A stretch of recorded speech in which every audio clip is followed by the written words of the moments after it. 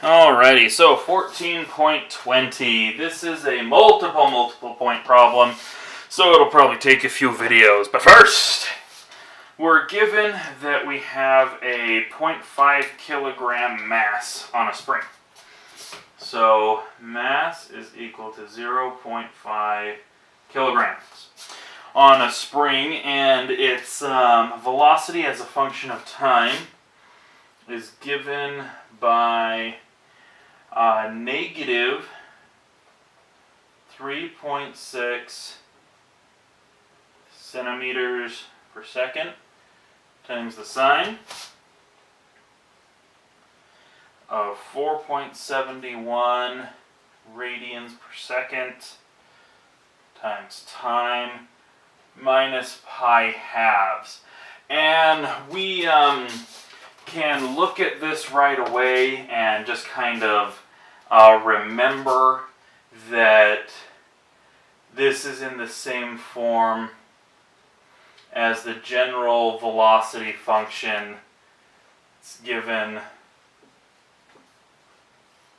by this equation here. Negative angular velocity times our amplitude times the sine of our angular velocity times time plus phi.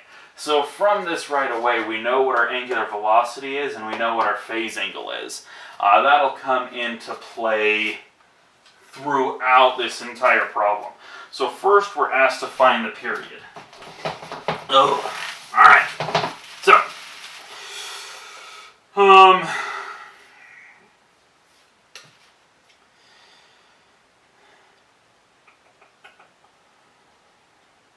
oh yeah, right. So we know that our period is the same as 1 over our frequency. And we want to know this relationship because we also know that our angular velocity is given by 2 pi times our frequency. So we know what our angular velocity is from the problem itself, so we can just set this part of the equation equal to 4.71 radians per second is equal to 2 pi times the frequency. Then we can find what the frequency is by getting f by itself.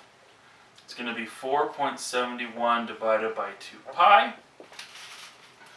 which is 0.75 hertz. And now we can find out what our period is by plugging in our frequency now that we know it, which is 0.75 hertz, which is going to be 1.3 seconds. Yeah, I can get the next part in really quick. So now we want to know what our amplitude is. And since we really don't have the information given to us to get our the amplitude equation that we've been using thus far, we can use that the relationship between velocity and angular velocity. So we have that velocity is equal to amplitude times our angular velocity.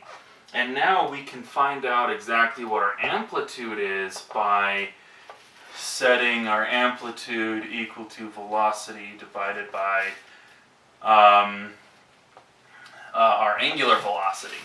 So that will give us 3.6 from this part of the equation up here divided by 4.71, and that's going to make our amplitude equal to 0.76 centimeters because this was originally given in centimeters. But yeah, so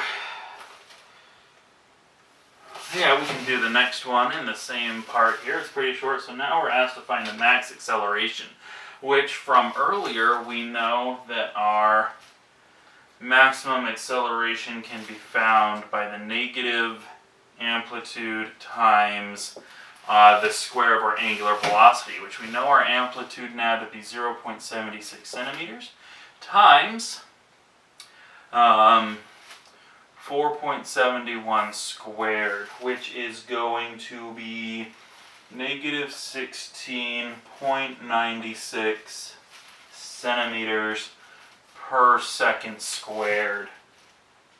And then we're going to need a little bit more room for part D, so we'll do that in the next video.